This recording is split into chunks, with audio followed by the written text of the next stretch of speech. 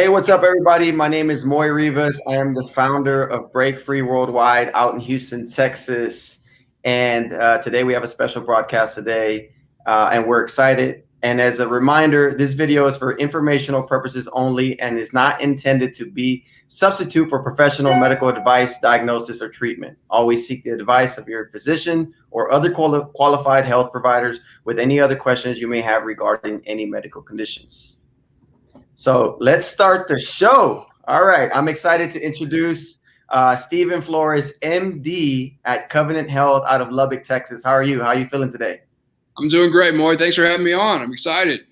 Yeah, man, I'm excited too. Look, man, I've been a professional break dancer, right? I got to use the quotes, right? Because every time we bring up the word breaking or break dancing, a lot of people are kind of related to the cardboard boxes and the boom boxes of the 80s and things like that. But now it's an Olympic sport. It's in the Paris 2024 Summer Games. And with that being said, I've been a break dancer now for over 25 years, and it's a physically demanding and mentally demanding dance in so many different ways, right?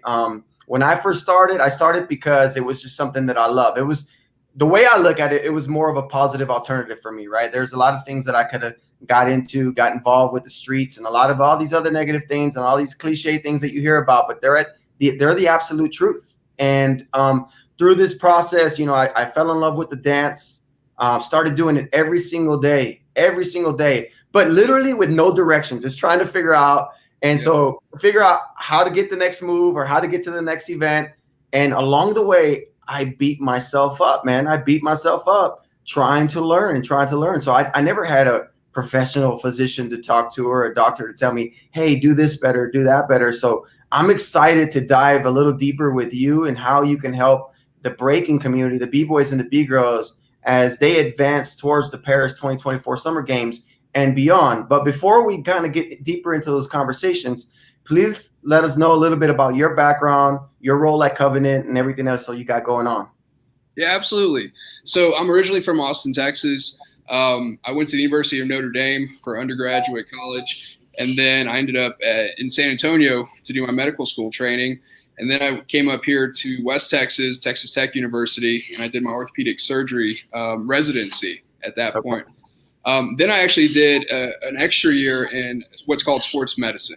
And I think that's kind of this realm that we're talking about in regards to breakdancing. It deals with a lot of, recreational athletes, collegiate athletes, high school athletes, but it's getting these athletes to do their top performance and how to overcome injuries. And for my fellowship, I was in Phoenix, Arizona, and I had the opportunity to work with the Phoenix Suns, some of the Major League Baseball teams doing spring training out there, like the Milwaukee Brewers, and also did a lot of work with Arizona State University. Also some of the Coyote hockey teams. So, my exposure to working with, athletes of all levels, that's what I do day in and day out. And, it really is, it's hard because, as everybody gets older, as I get older, as you get older, in your career, these injuries do kind of start to pile up a little bit. So, my goal is to try to keep people moving and doing, what they've been doing their entire life. Yeah, no, that's great, man. And it seems like you have a pretty extensive background there and, working with athletes. And it's kind of even crazy for me to kind of hear that, breakers are now considered athletes. And it's wild that the Olympic Games can do that to you kind of instantly, right? Because we're so used to calling ourselves artists or street dancers, but it's nice to get that credibility, man, because, over time, we've put our bodies through a lot. We've put our minds through a lot through the process of just trying to become the best of the best. And a lot of us, whether it's any other sport, baseball, basketball, football, we dive deep into it because it's something that we truly love. And with anything that you truly love, you beat yourself up in the process, right? You kind of go through these wild roller coaster rides. And like, as I mentioned, through my journey, every single day was just, how do I get the next move? How do I get the next move? It was never about how limber do I have to be? How strong do I have to be? Or how well rested do I have to be? And so through that process, I went through a lot, man. I've went through some pretty pretty serious injuries that, it took me out for 3 to 6 months at times. Others, that were very minor. But the one thing that stands out to me the most through this process is the mental capacity that you have to overcome, right? Because you can sprain an ankle, and okay, cool. As long as I stay off of it, I should be good. But then once you feel like you're good again, and you kind of get to the dance floor, you kind of get to wherever you're going to get to, it's like, oh man, this can happen again. And it's scary. It's scary. So before we kind of get into the physical side, I would love to hear your thoughts on kind of the mental side of your experience on how athletes can better themselves and prevent injury up here before they can prevent injury physically.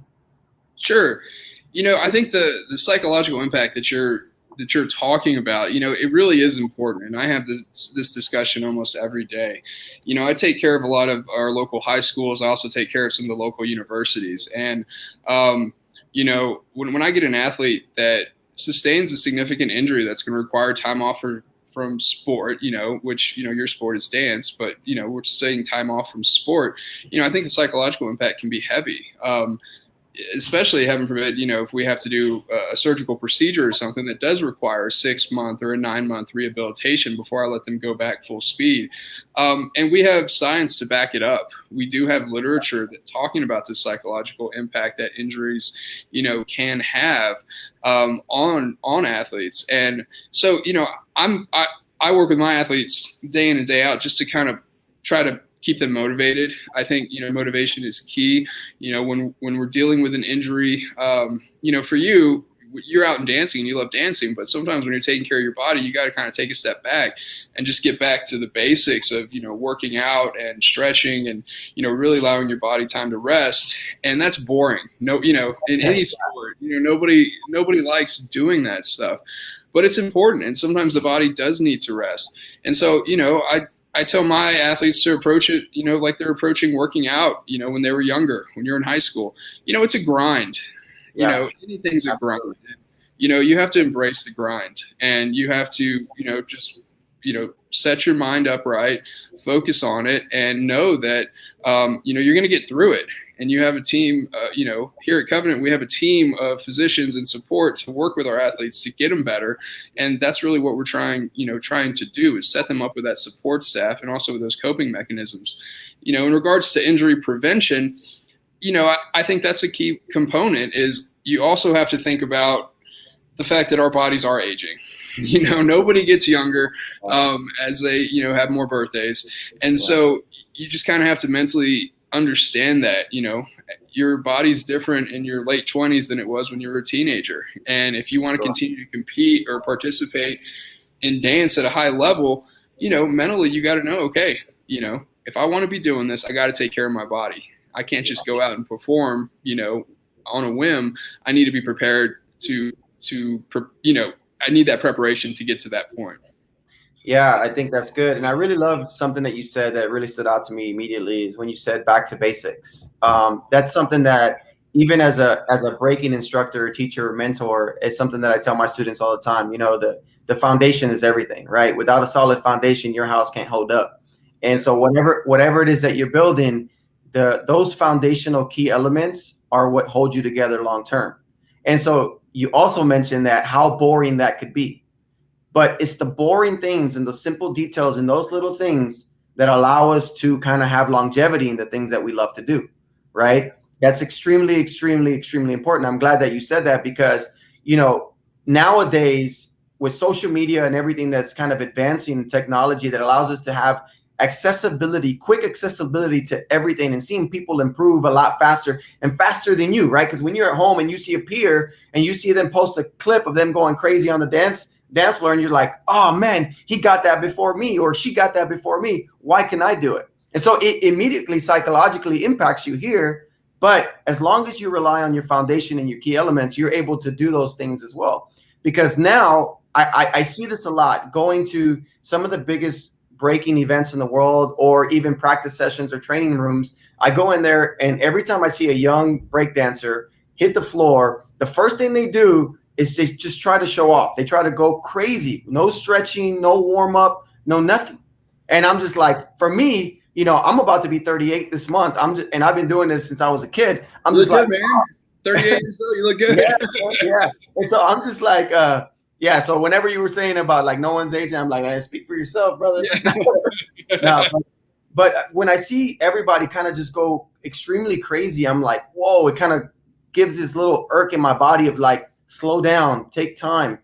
And that's when I start to realize there's not enough education in our community or within our sport that really introduces injury prevention or the psychological impact that a lot of this can have on us as young dancers, right? So we learn the hard way.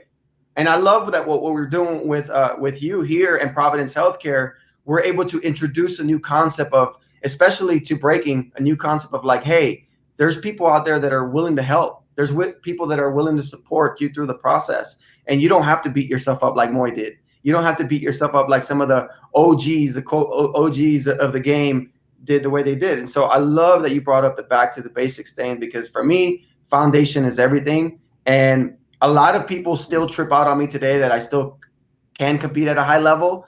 But a lot of it is because even though I learned late, a lot of it is because I heavily rely on those basic elements. Absolutely. Yeah. I couldn't agree more. And, when you look at athletes that play at a high level, we can look at Tom Brady, for instance. I mean, I believe he's 42 years old currently. The preparation and everything that goes into his life to continue to perform at a high level is ridiculous. I mean, it's unbelievable what he can do, just how serious he takes his body and his health. And, obviously we can't all afford personal chefs, and we can't afford, the best drinks, just to have at a whim, and, everything that some of the benefits that he has in his life. But we have to understand the reason he's able to stay competitive at 42 years old, playing in the National Football League and still winning and being successful, is because he's understood this since, 15 or 20 years. He's understood this, it's not something that he just changes when he turned 40. The time went into it early. And, I think as your community continues, to grow, and, people like yourself are going to participate longer and longer, you're going to have to take some of that mentality with it. Sure. Yeah, that's extremely important. And I remember early on, I would say, when I say early on, it's because this whole concept of training, dieting, resting properly was still not what it needed to be, right, for breakers. And I remember between 2010 2013, I started to kind of dive deeper in these areas. And what's funny is a lot of the breaking community would kind of make fun of me for it, right? Because it was like, I was treating it like a sport. But in reality, it's not because I was treating it like a sport because I wanted to become an athlete. I was treating it in the sense of like, how can I do this for a longer period of time? Because it's just like you said, you use Tom Brady, for example. NFL players have a very short lifespan in the NFL, right? But then you look at someone like Tom Brady, who's breaking records till this day, that you can kind of break that stigma or whatever, right? You can break it by believing in yourself, treating your body right, and all of the above. So I have a question, like, for people that are dealing with injuries, what is the number one thing that you recommend, outside of like just following your basic protocol? What is the number one thing that you could recommend to, let's just say, a B-boy or B-girl breakdancer that's watching right now? So, I think you just have to kind of be honest with yourself and honest with your body. There's a difference between a twist and a sprain, and something that kind of hobbles you a little bit, but it gets better over, a couple of days, a week, or maybe 2 weeks, versus something that may just be a recurrent, real nagging problem that you're just constantly dealing with. It's a plus and benefit, it's a plus and minus of all the technology we have at our hands. It's easy. And I see a lot of patients who, come in and have diagnosed themselves on the internet. And sometimes they're right, but sometimes they're not. sometimes things may be a bigger issue, and sometimes these issues could potentially get worse or drag on. And so, I think you just have to kind of listen to your body. And if something's dragging on, as sports medicine physicians, with Providence, our goal is to keep you active. I work with a lot of coaches, with football teams and whatnot, and it's building that trust with the coaches and the communities that my goal is not just to shut you down and say, okay, stop doing this for 6 months. Like that's the opposite of my goal. My goal is what can we do to get you better as fast as possible to get you back to doing what you enjoy doing. And so I think some of it, like I said, is you just kind of have to listen to your body. If something's becoming a nagging issue, then it may be worth getting it checked out, just so you can possibly get back quicker with less downtime.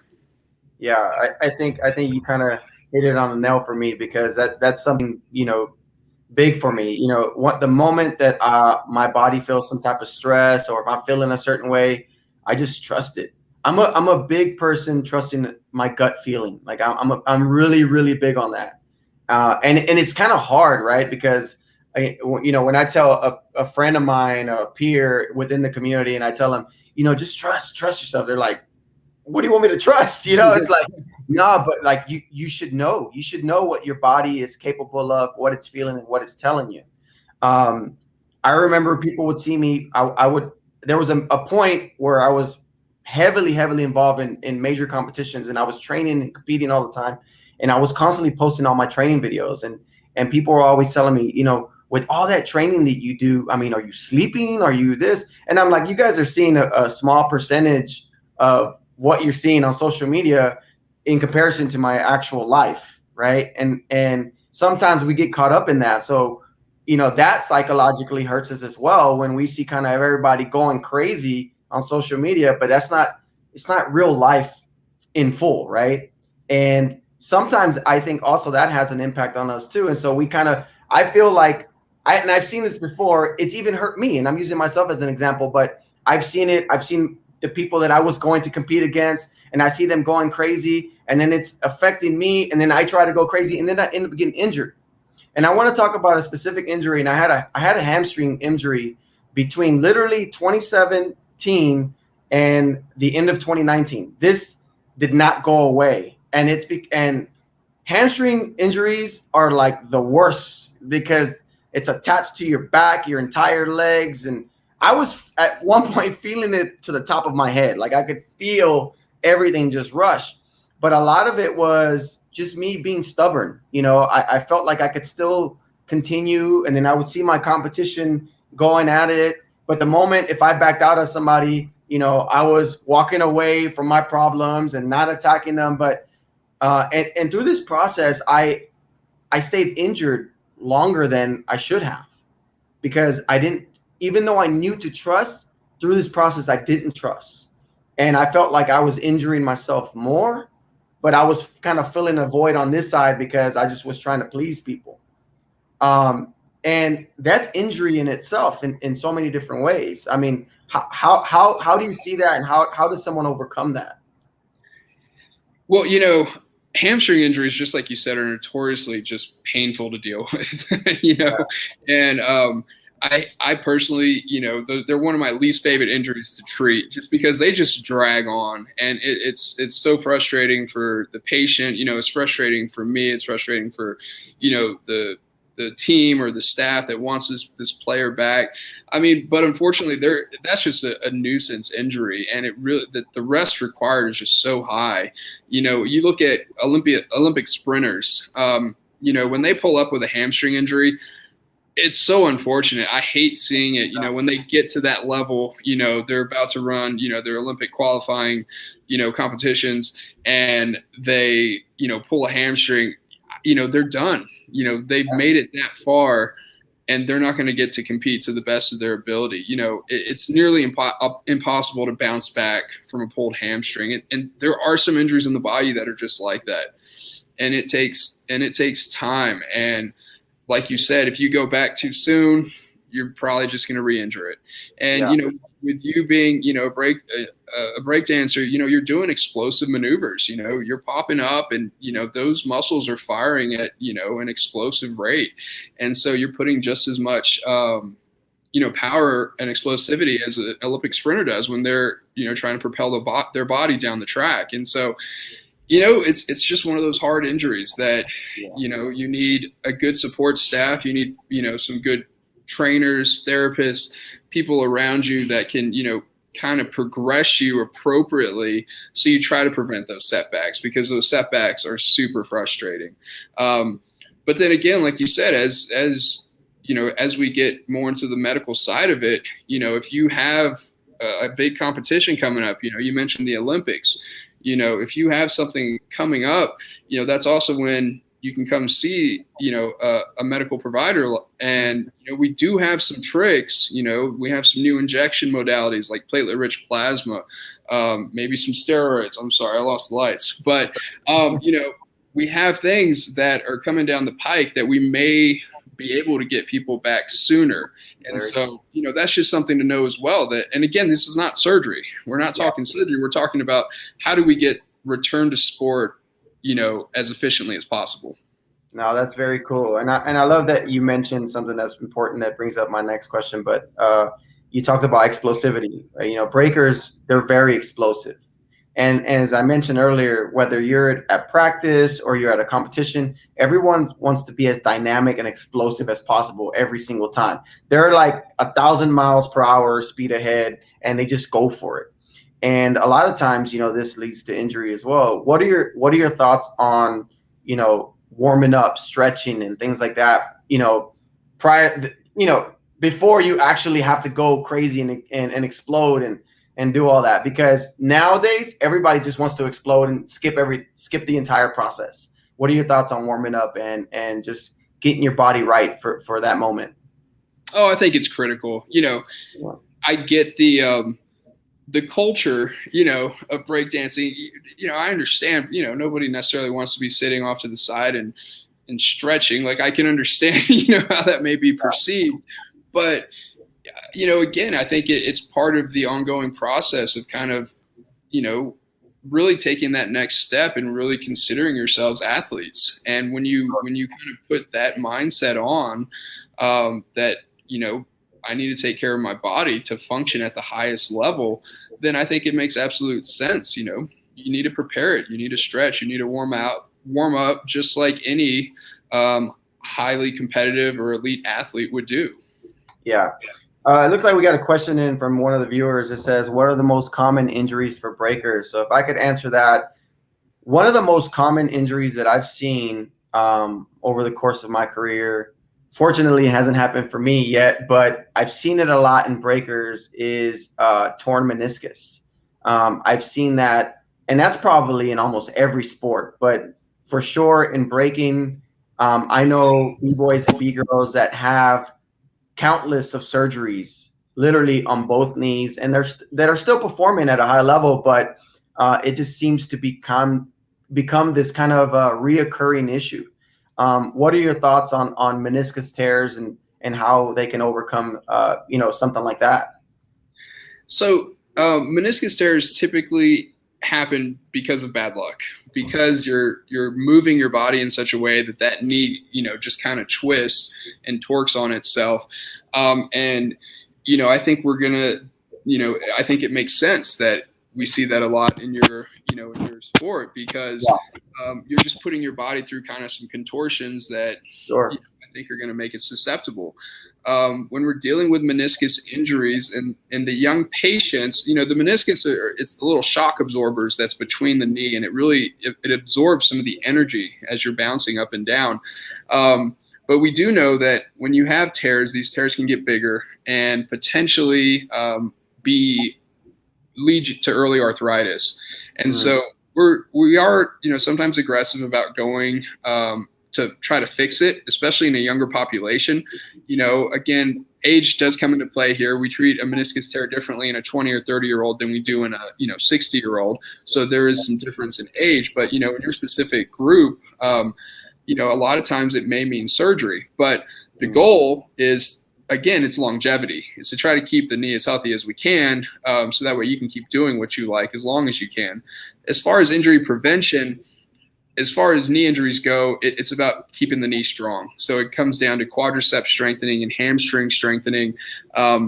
Again, and that is just, time in the gym, time working out. But if you, the stronger you can get your quadriceps muscle and your hamstring muscles, they are protective for the knee in general. Yeah, and I'm glad you brought that up as well, because that's exactly what I've heard kind of over the course of my years of breaking, is that your knee is just bone and cartilage, so you got to build the muscles around it to protect it. And so I'm glad that you brought that up. Yeah, I think that's probably the most common. Of course, there's a lot of other injuries that I've seen, a lot of wrist sprains, ankle sprains. Those are typical things that happen way too often. I don't even remember what this is called, but I remember I was on tour with a theatrical company, and there's a muscle that kind of runs from back here all the way down. I don't know what it is, but I tore that muscle, and this pain was extremely, extremely excruciating. I remember being backstage, the paramedics come out. They were scaring me. They were like, "Can you feel your toes?" And I'm like, I hope I can. I'm like, I'm freaking out, right? But this pain was so excruciating, man. This is one of the scariest moments for me, and outside of the hamstring one, this was the scariest one. I got over it faster, but it was the scariest one mentally. And so I started to dance super safe, not the way I dance, like as I started to come back.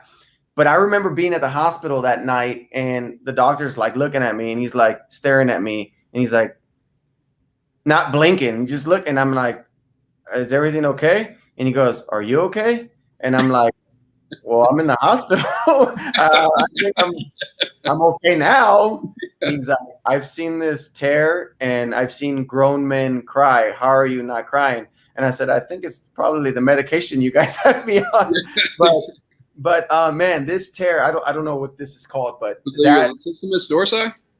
What, say that again? Yeah, it was a wild name. yeah, probably your latissimus. Okay. Man, yeah, so I've seen. I don't know if anyone in the community has experienced it the way I've experienced it, but I hear people talk about it a lot, like, "Oh, I have a strain or a stress in this muscle or in these muscles here," because we do a lot of movement in our hands and trying to, upside down, things like that. And so I see that a lot. But for me, this is one of the most scariest to kind of come back from, because we're in these positions that require our upper body so much.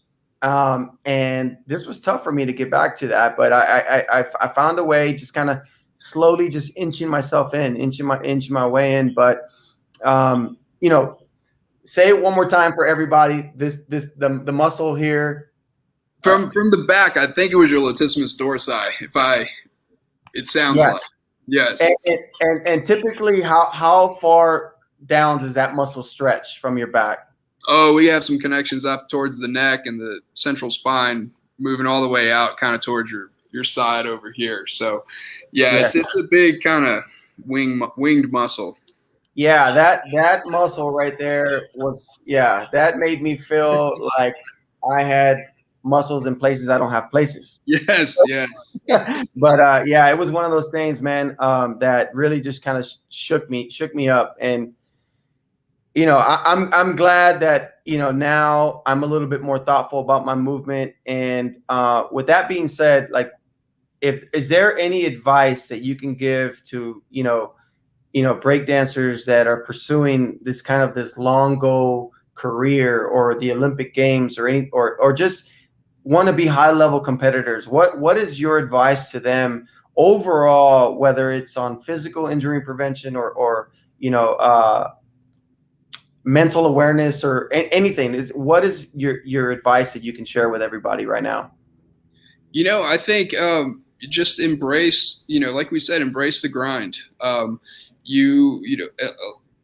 you want to be an Olympian, you want to be that's as high level elite athletics, as it comes. And so you just kind of have to embrace the mentality. And it's kind of more than just a performance, and more than just going out and and putting on the show that I think you're grow up doing, it's like a young basketball player, when you're 10, 11 years old, you just go out and play basketball. That's all you do. But when you get to the level of being the NBA, there's so much that goes on, like you said, behind closed doors that the public doesn't see. They're constantly working out with their therapists, their chiropractors, rehab specialists. They're in the whirlpools. It's all about protecting the body, and mentally just making sure that they're where they should be as well. And so it's kind of that shift in mindset, I think, that it may not just be a performance sport anymore. It is a high level sport, and you are putting your body through a lot, and therefore you have to take care of it.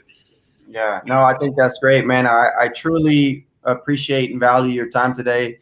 A lot of these things that you said, it's something that I've kind of learned through the process myself, and I learned the hard way. And I've been able to speak to over physicians. I wish I spoke to them earlier in my career, but it's nice to know that you guys at Covenant and Providence are out here to support our community and provide educational and informative insight in everything that we got going on. And I can't say it again, man. Thank you and appreciate you. Are there any last words for everybody before we head out? No, Maury, thank you so much for having me on. It was great to meet you. And, hey, best of luck. I'm excited to see where this goes. I'm going to be following it now. Absolutely, man, and vice versa. And hopefully we can connect again in the future. Yes, sir. Thank you. All right. Thank you, Dr. Flores. Take care. Bye-bye. Bye-bye.